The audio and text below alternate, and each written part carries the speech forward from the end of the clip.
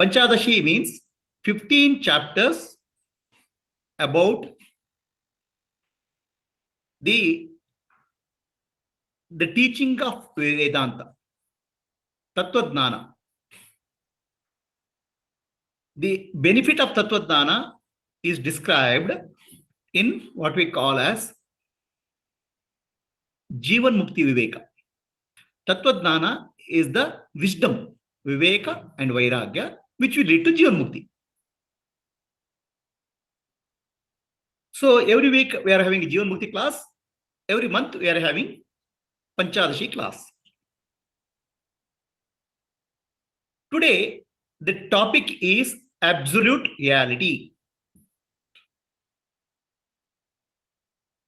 When we say absolute reality, the Sanskrit name for that is called Paramarthika Satya.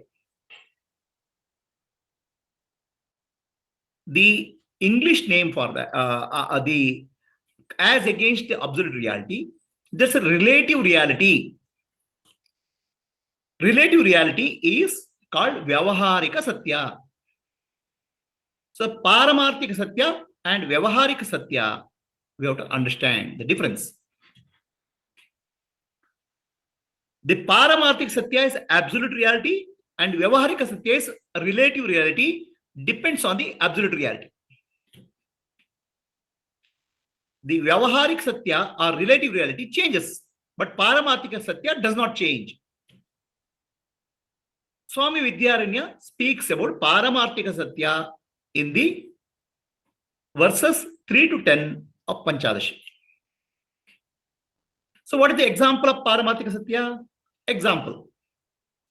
The water is similar to absolute reality. Waves, foam, bubble is relative reality. The relative reality appears and disappears, but the wave, foam, bubble appear and disappear, but nothing happens to water. Water is always like that. Water doesn't undergo, water itself does not change. Water may appear as a wave, bubble, and foam. Similarly, the absolute reality, Brahman or Parabrahman, does not undergo any change. Brahman only appears as the body, mind, and the world, which is relative reality. Everything in the relative reality keeps on changing, but nothing happens to absolute reality, Brahman. So, subject of Brahman, absolute reality, Parabrahma, is approached by Sri Vidyaranya by looking at our three states of consciousness: waking state, dream state, and deep sleep state. It's called Avastha Traya Viveka: waking state, dream state, deep sleep state. What happens in the waking state? In the waking state, we see variety of objects: the star, the sun, the moon, the trees, the river, the animals, living beings, variety of objects we see.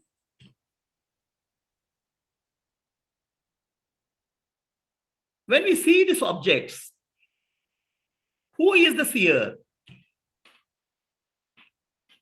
We use the eyes or sense organs to see the world.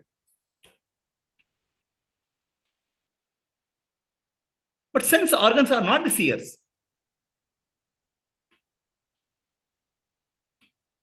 There's a variety in the world, but there's no variety in the sense organs. Everything in the world is changing, but sense organs are able to see the changes. Who is the seer? The mind is able to feel the presence of the sense organs. Mind knows there's a pain in the pain in the eyes. My eyes are red, or my eyes are not able to see. The mind is the seer. The sense organs are the seen. The world is seen through sense organs by the mind. So the mind is the higher level seer compared to sense organs. Is the mind seer? The mind is also seen by the knowing principle or consciousness knower. I know there are thoughts in my mind. I know there are no thoughts in my mind. I know there are objects in the world. The knower does not undergo changes. The knower, all the objects of the world change. Sense organs don't change. The changes in the sense organ in terms of a disease or pain is sensed by the mind. The mind is a higher level faculty, and the sakshi, the witness, the knowing principle is higher. So who is the seer to our sense organs? Is the knowing principle or the sakshi. So this is in the waking state. What happens in the dream? The dream is also similar to waking state. It's no different. In the dream world, we see objects, people, changing circumstances. Again, the seer does not change. Because seer does not change, then only we know that the objects are changing. The seer or sakshi in the dream also does not change. The seer or sakshi, what he did in the waking state, whatever waking world is there, he dropped that world and went into a dream world and started experiencing dream objects. But nothing has happened to sakshi, because now in the dream world, he will comfortably observe, witness what's happening.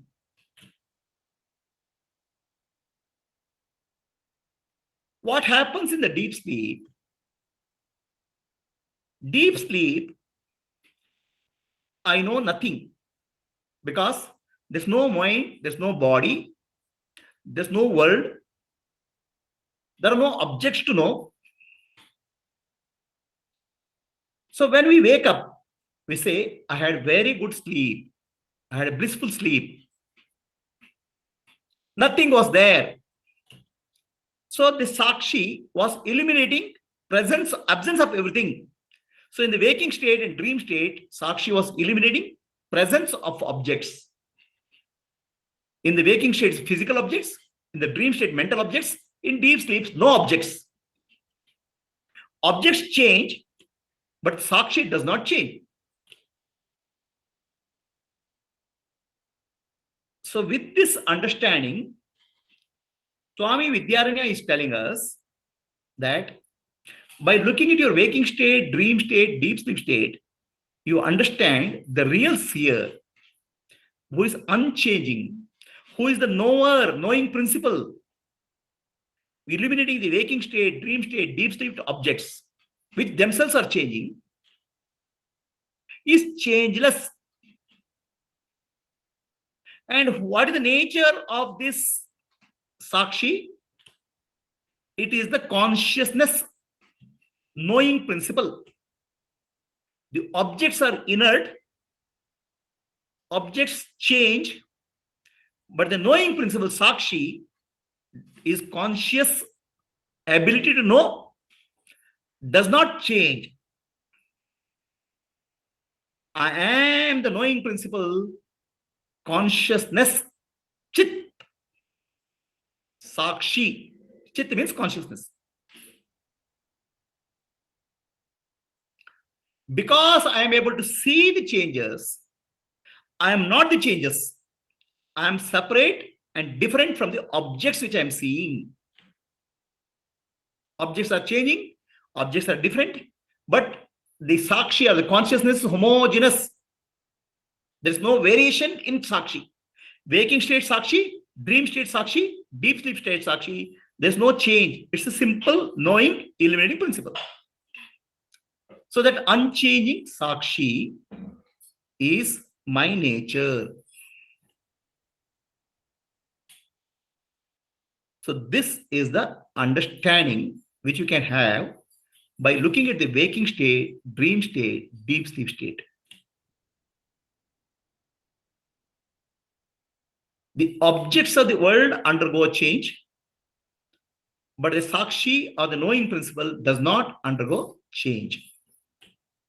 So now, objects of the world belong to the category of relative reality. They change.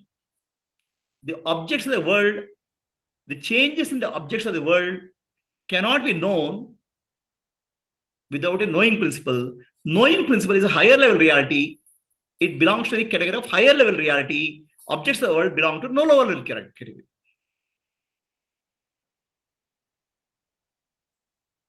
There is a saying in Zen. If a tree falls in the forest and if there's nobody there to observe it, did the tree fall or not? Did it make sound or not?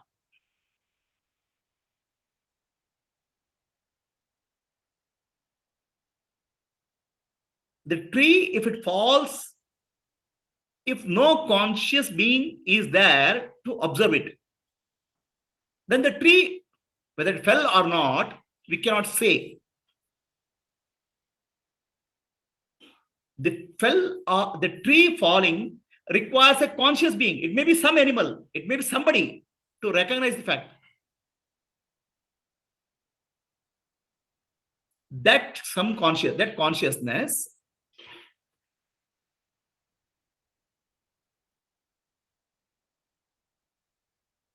the tree fell or not cannot be recognized without the presence of a consciousness. Whose consciousness? Not necessarily mine. Some animal, somebody's consciousness to be required. So the tree never fell, never made a sound in the absence of a conscious observer. The consciousness is the higher level reality. The tree is the lower level reality. If the consciousness is not there, there's no possibility of dream. The consciousness is a higher level tree, dream is a lower level reality. Higher level reality is called Paramatma Satya, lower level is called Vyavaharika Satya. So in the waking state, dream state, deep sleep state, we experience the Vyavaharika Satya. But the knowing principle, Vyavahar, Sakshi, is always witnessing. Sakshi cannot be seen. Sakshi only can see. The witness cannot see itself. Witness can only see the objects. So typically the witness is told like a woman who has covered all her face and the body with a black cloth, only her eyes, through her eyes, she can see something. Nobody can see her face, but she can see the entire world through her eyes. Sakshi is like that. Sakshi cannot see itself. Nobody can see Sakshi, the witness, consciousness, but consciousness can see anything.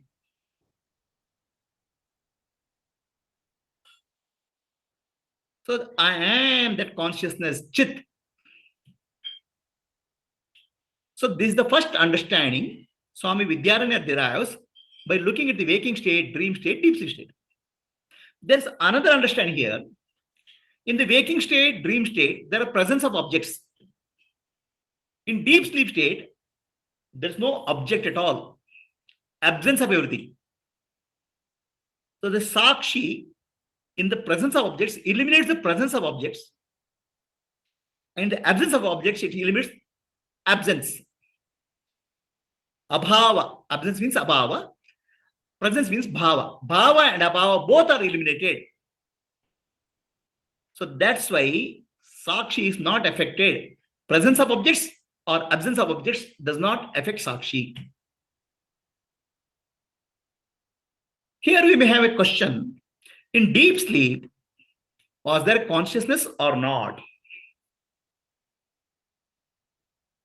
After I wake up from deep sleep, I say there was nothing in the deep sleep. So nothing, absence of everything is eliminated in deep sleep. That means the one who eliminates is there, Sakshi. Then there is a bliss in the deep sleep. So bliss is my nature because there is no objects there. In the waking state, I keep on searching for happiness, objects. But in deep, and to get happiness. In deep sleep, I don't have any objects, but I am happy or blissful. So that's why in the absence of objects also, I can be blissful. So deep sleep state tells me my own nature as consciousness, the witness, which is blissful in the absence of objects. So this witness is there.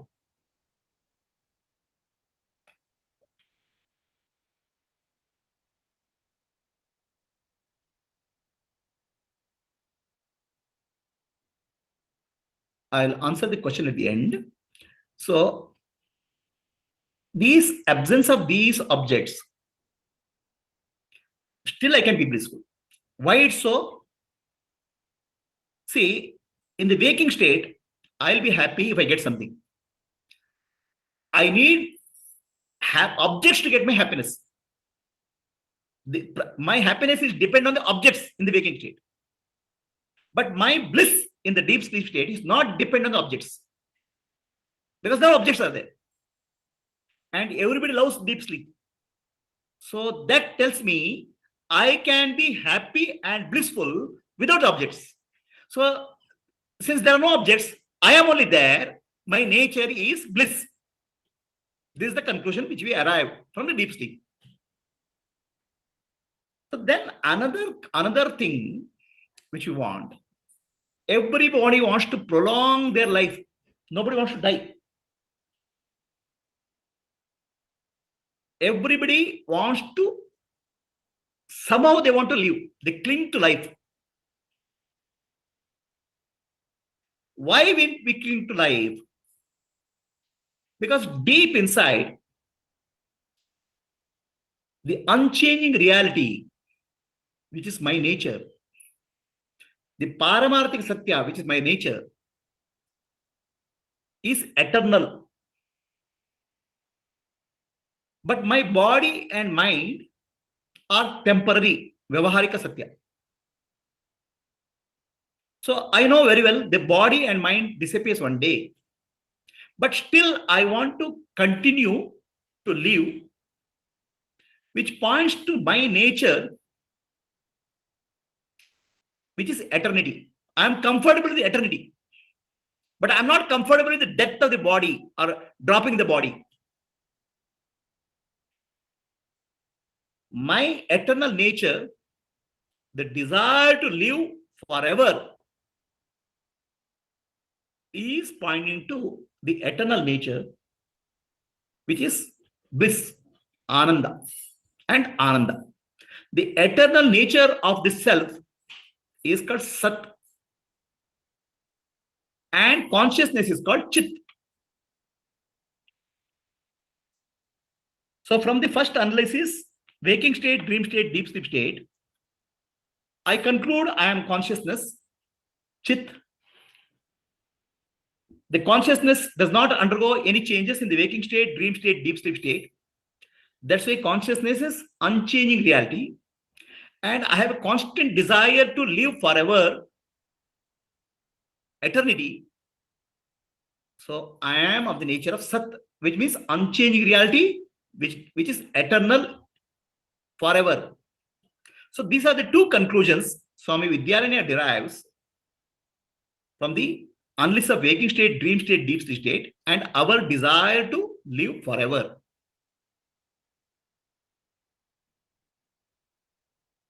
The desire for living forever is common to all living beings.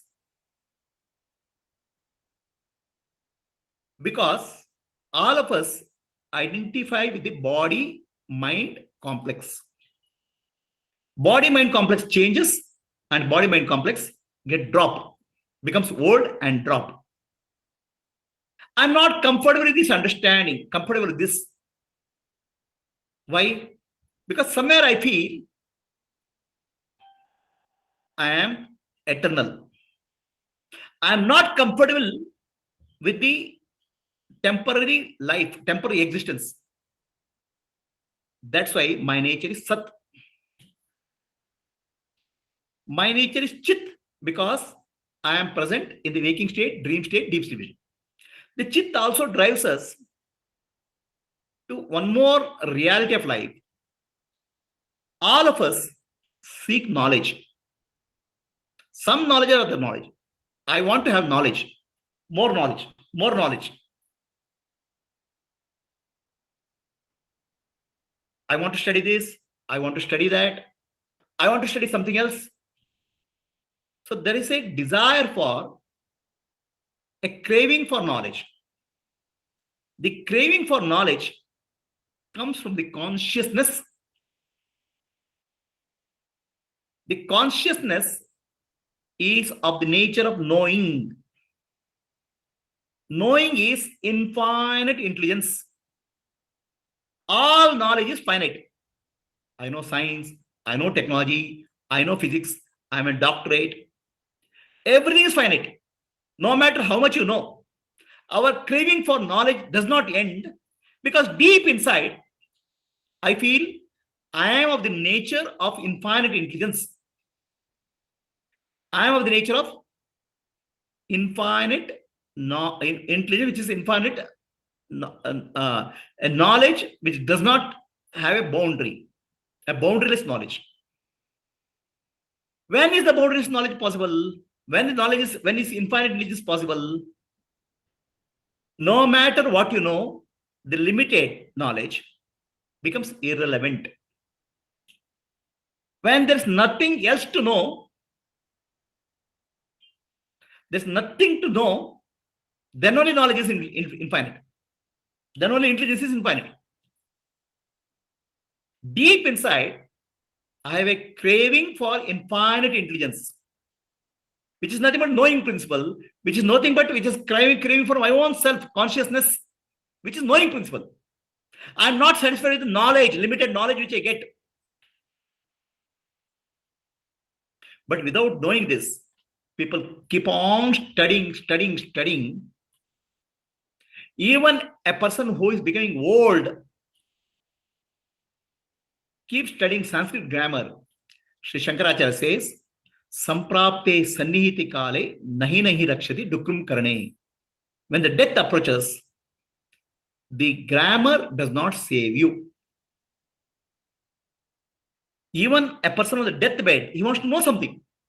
Because deep inside, he knows I am of the nature of infinite intelligence. There's nothing for me to know. But trying to grab something finite will not satisfy that urge. A large number of finite things cannot make infinite. Accumulation of the finite does not make infinite. So the desire for acquiring knowledge points to my nature of infinite intelligence, consciousness, which is homogeneous, which does not undergo changes.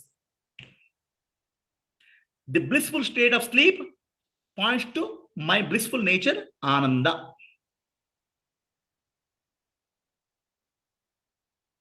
Then my desire to live forever. I'm not satisfied with the finite life which body-mind complex offers.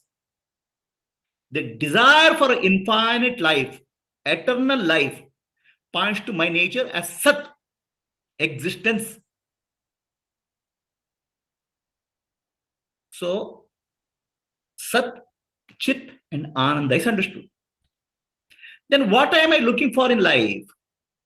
What is that I am looking for? Enlightenment I'm seeking. I am seeking the bliss which is there in deep sleep, in my waking state. In the waking state, the physical objects appear, the mental thoughts appear, and I start craving for happiness in the form of objects. The happiness, no matter how much happiness I get, it's still limited. That limited happiness does not satisfy me. So that's why constantly I crave for happiness. And all happiness is temporary. Happiness through body, mind, relationships, possession, and profession. This is called Pancha Anatma, 5 Anatmas. Does not satisfy me. But I still seek them. Because I am seeking happiness. Why I am seeking happiness? Because happiness seems to be my nature. I am seeking my rightful nature. I am seeking my natural state, which is happiness. That is my nature. Here, the word happiness in Sanskrit is called santosha, but the nature of the self is called ananda, ananta. Ananda comes from the word ananta, infinite. Only in the infinite I am happy. I am not happy with finite. No matter what I get in life, lot of money, lot of power, lot of position, I'll still not be happy. Enough. Because I seek infinity. That's called ananta. That infinity I seek because it's my nature. I would not have sought something which is not my nature. So in that way, ananda or ananta, we are constantly craving through the objects of the world. And what we don't know is the happiness we get when objects of the world we get.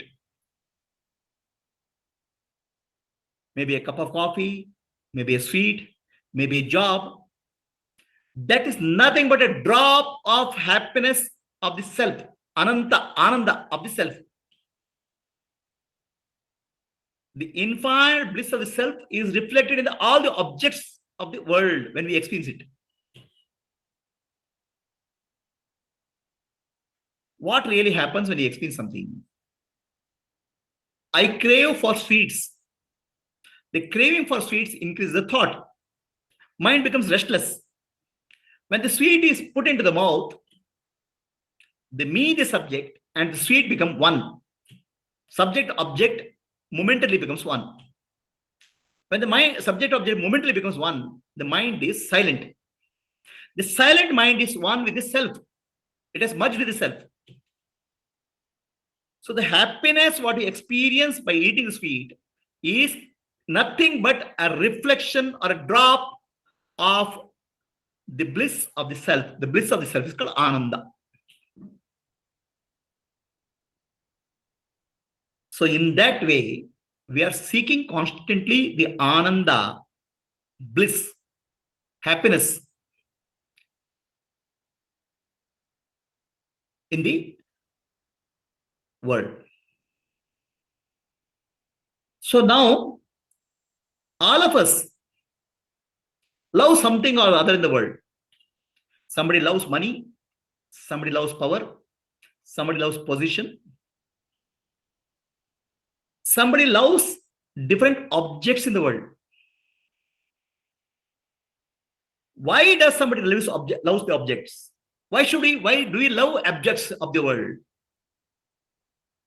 The only reason we love the objects of the world is because the objects give me happiness. Objects seem to be giving me happiness. Objects seem to be giving happiness, but they're not really, there's no happiness in the objects itself. So object is triggering happiness in the mind. How does the object trigger happiness? When the object becomes one with the subject, the mind becomes silent. The self, bliss of the self is reflected in the mind. So that way, mind becomes one with the subject, one with the self. That's where we experience momentary happiness. So why do we love something? We love something or somebody because I want to feel happy. Happiness is my nature.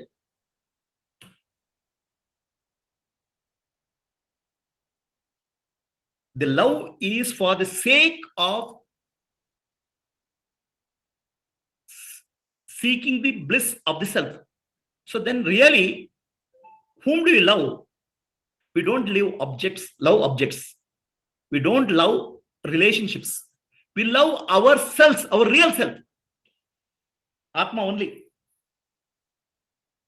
When the husband says, I love you to the wife, or when the wife says, I love you to the husband, both are in reality loving their own self, Atma. Because Atma or self is of nature of happiness. Every transaction in the Vyavaharika world with the Anatma, the body, mind, profession, relative relations, is to only seeking of the self in the form of Ananda.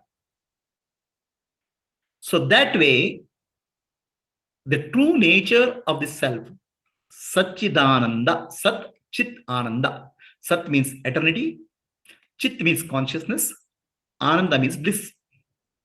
Every endeavor we do in the world is seeking Satchidananda in some form.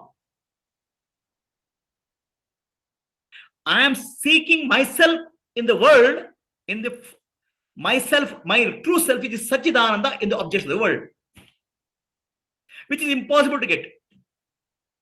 How do we do that? I want to live longer, I want to live longer, I want health,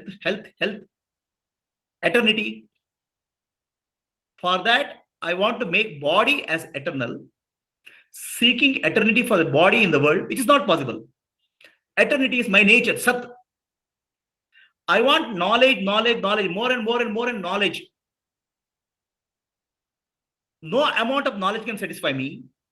So I am seeking infinite intelligence, infinite knowledge, which is actually knowing which nothing else to be known. Nothing is there to know. That is called Ananda, Chit. Then finally, I love so many things in the objects in the world. In reality, I love myself. My own nature is Ananda. So I am loving Sat Chit Ananda, which is my own self.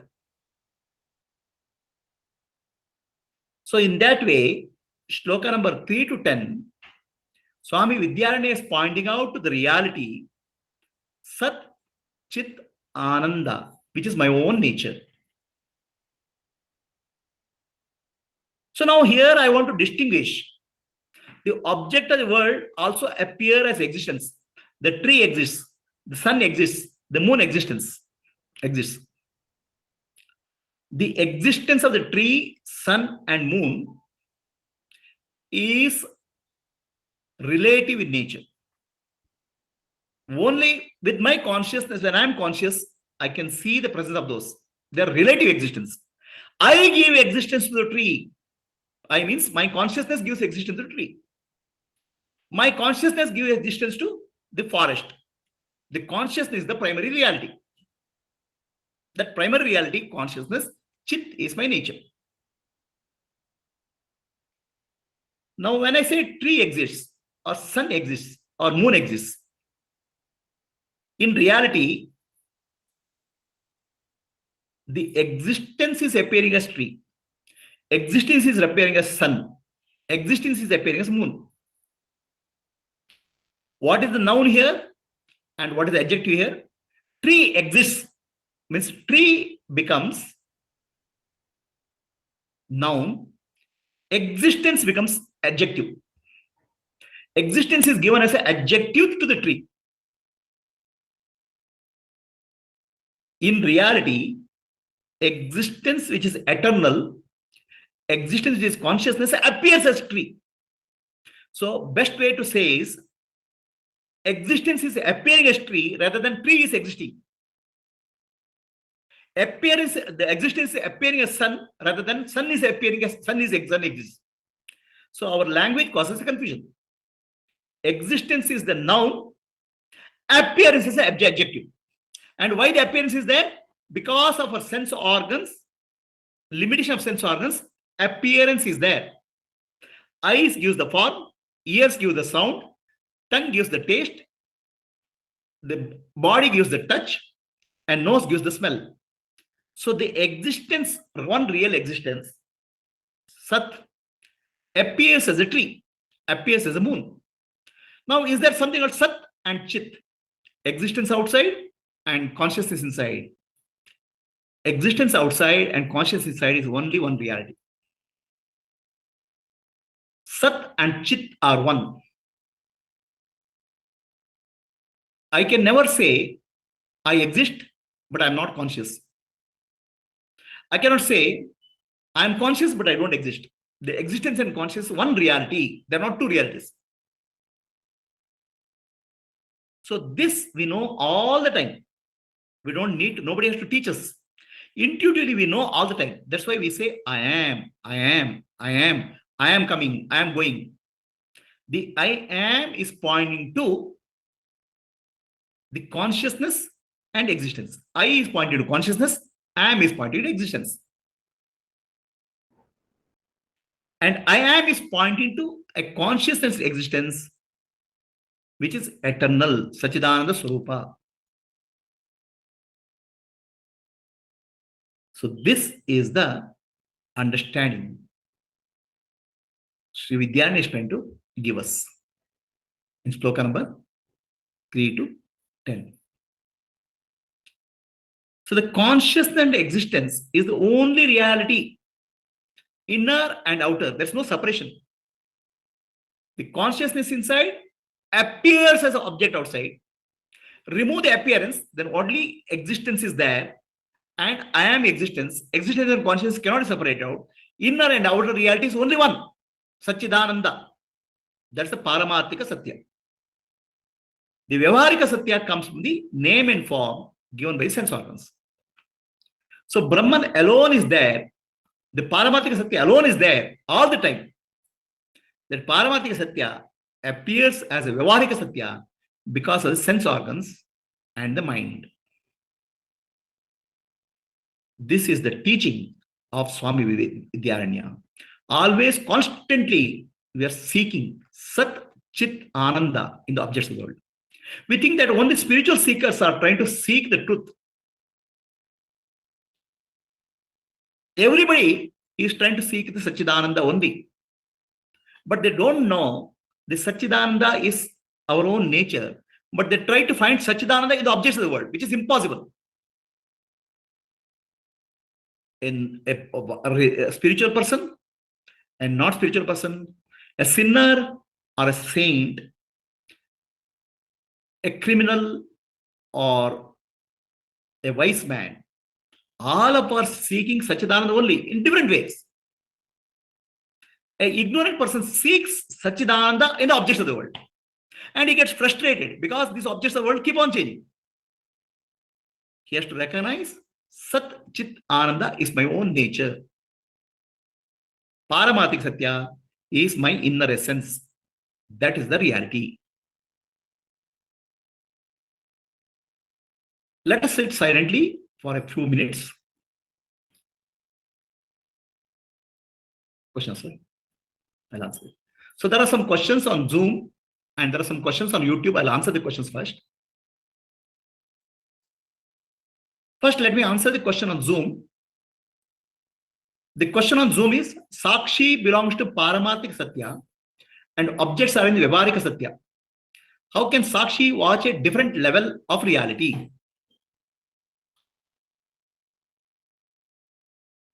Only a different level of reality can watching is possible. Suppose you go to a movie theater. In movie theater, you watch a movie. Movie is not real. And the watcher, you, the witness of the movie, is enjoying the movie. So now, is movie not a lower level reality?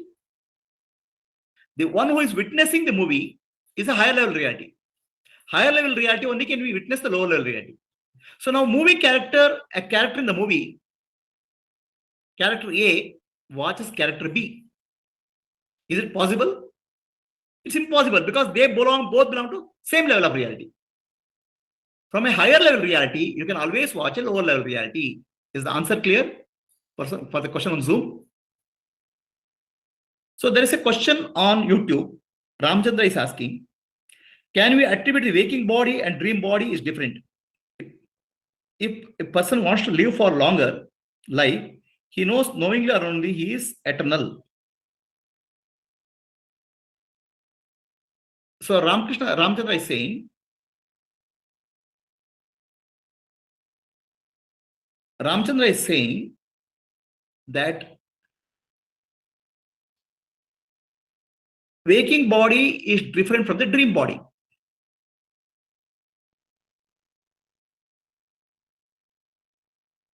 So since waking body is different from dream body, but he does not recognize, without proper discrimination, he doesn't know. He thinks that I'm the waker is in the dream also. So waking body and dreaming body are different, but I am there in both all the bodies, and even deep sleep I'm there. That's why I'm eternal. This is the understanding which you have to derive. But most of the people can't do that because they don't understand this difference.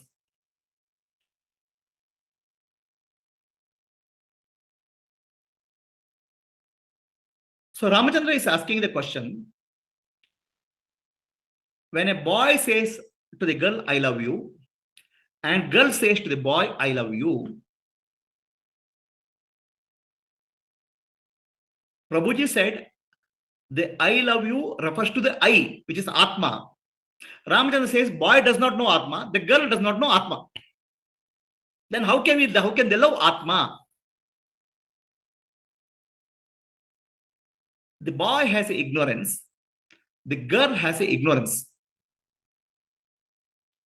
The word love is not about other person. The boy loves a girl, means girl can give me happiness. Happiness is his own nature. That's why he loves himself. But for that, the girl seems to be a reason. Of course, he does not know Atma, but he knows I love happiness. And I love happiness because it's my nature. So he does not know Atma, but he loves happiness, and love for happiness is for Atma. He does not know. That's why he confuses with the body of the girl. The confusion is coming because we don't know. But reality is, if you know, you are loving yourself.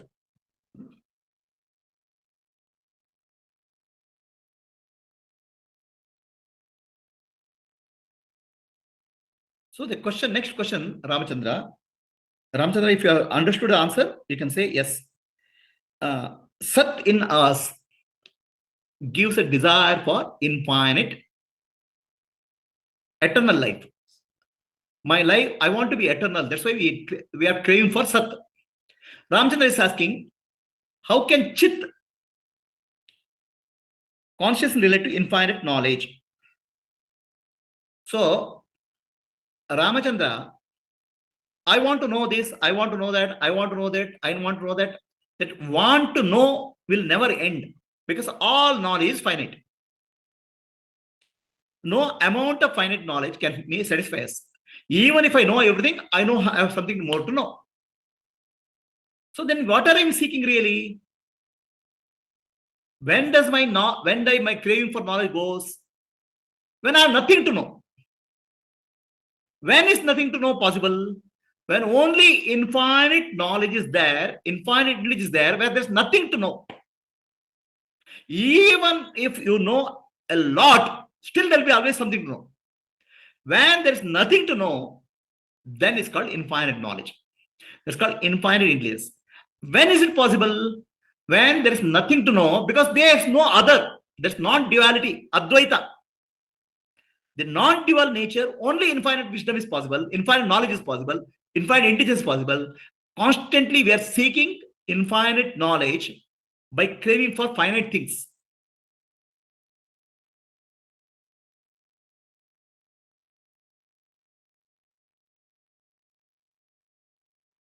So next question, existence appears as object and the term object consciousness, do the terms both mean same thing?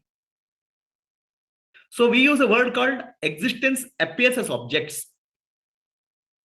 And we also say object consciousness. For example, this is pot consciousness, a tree consciousness, right?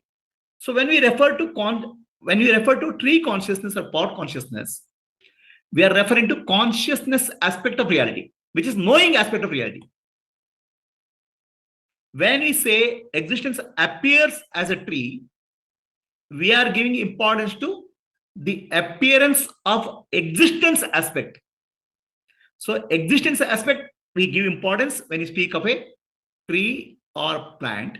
But when we speak of conscious, the tree consciousness or pot consciousness, we are referring to consciousness aspect. Both are same, but we are addressing different aspects.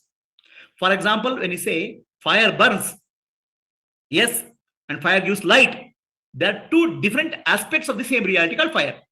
So when I say pot consciousness, I'm stressing on consciousness aspect, knowing principle. When I say tree exists, I'm giving importance to existence aspect. In reality, both are same. Is it clear, Ramchandra? Anybody else has a question on Zoom? Anybody has a question on? Can I open Google Meet, Prabhuji, for Q&A?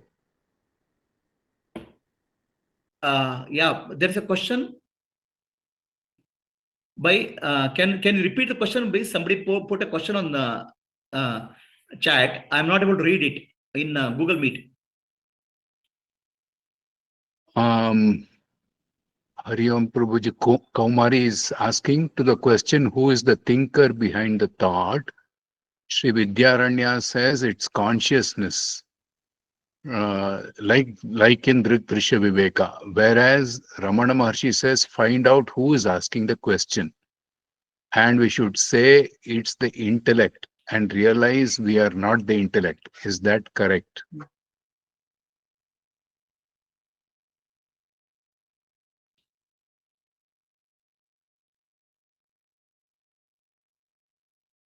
So the question being asked by Komari, who is the thinker behind the thought? The thinker behind the thought is also a thought.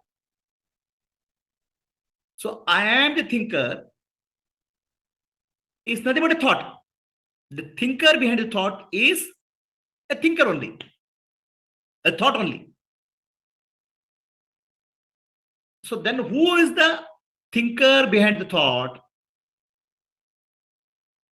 It's the ego, I thought. But who eliminates the I thought?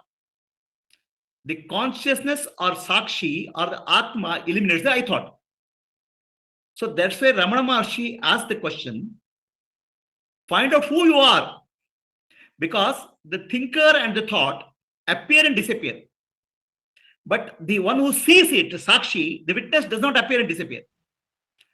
Find out who you are is the teaching of Ramana Maharshi. Is the answer clear, Komari? So is that question answer clear? Hari Om Prabhuji, it's wonderful, Prabhuji. Thank you so much. Okay. So Is then the there is answer a clear, question. Komari? Yes, Prabhuji, it's clear. Hari Om Prabhuji. Gaurav is asking a question. Should one strive or not strive for excellence in life?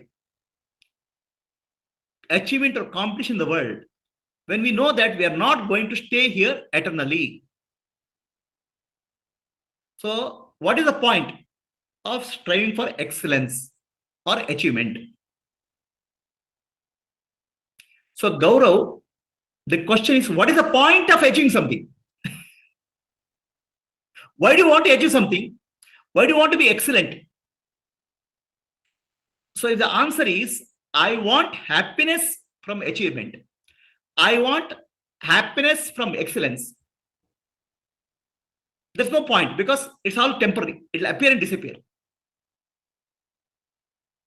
So that is the point of teaching of Vedanta. The excellence or achievement is not for getting happiness. It is for sharing happiness. The more you share happiness, more joyful you feel.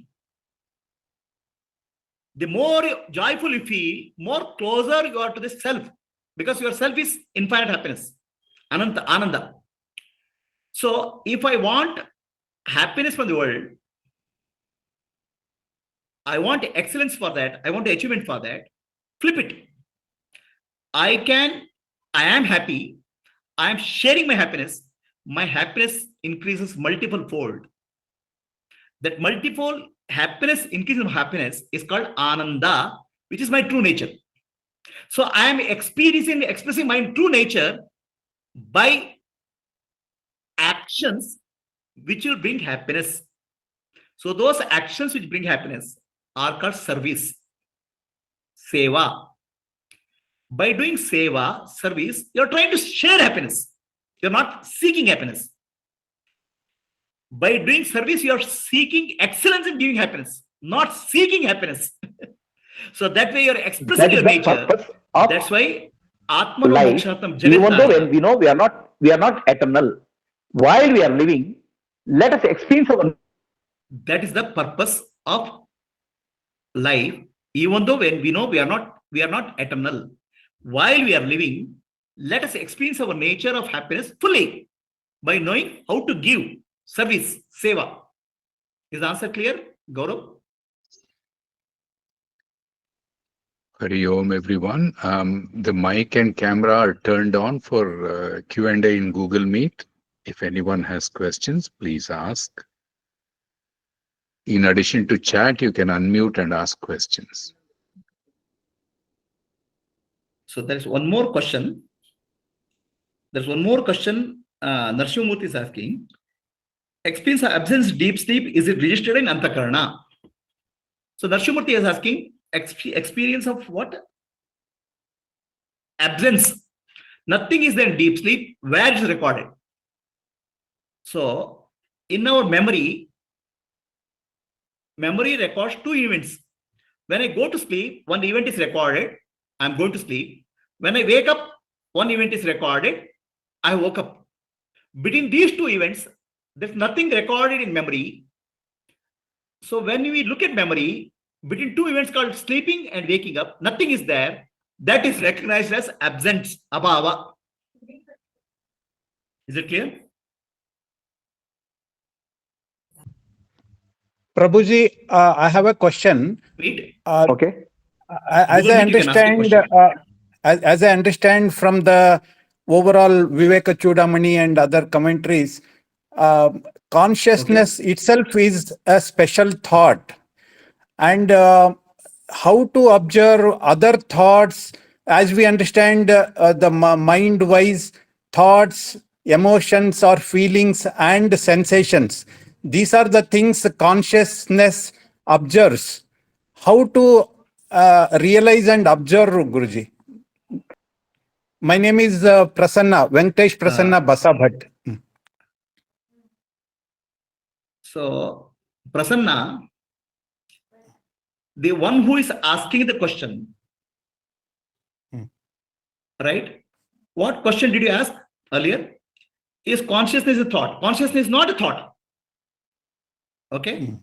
We are confusing between thought and knowing principle. The knowing principle knows there is a thought. Knowing principle knows that there is no thought. Knowing principle that knows that I told something. Knowing principle knows that I didn't say something. The knowing principle is not a thought.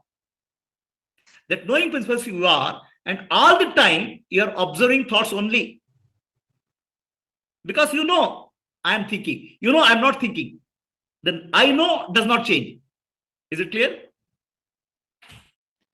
Yes, Prabhuji. Why this question comes is, for example, now somebody, let's say, criticized me or something, I get angry. Let us say, when I'm getting angry, that means there is some thought process of getting angry, and there is some thought process of, or some emotional things are arising in the mind.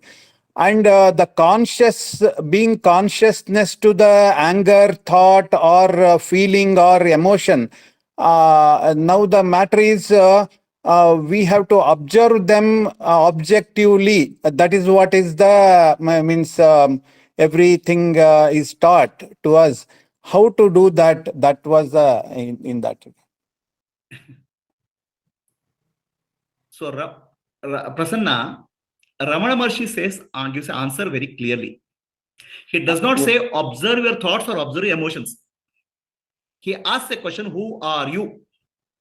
Find out who are you. So who are you? The anger came and anger went. The feelings came, feelings went. Thoughts came, thoughts went. So how do you say, I know I was angry. I know I'm peaceful. Has I know changed? So Ramana Maharshi is saying, not observe the thought, go back to your true state, the knowing principle. The thinker, the thoughts and feelings appear and disappear, but the knowing principle does not change. That's why Ramana Maharshi says, do not worry about what is known.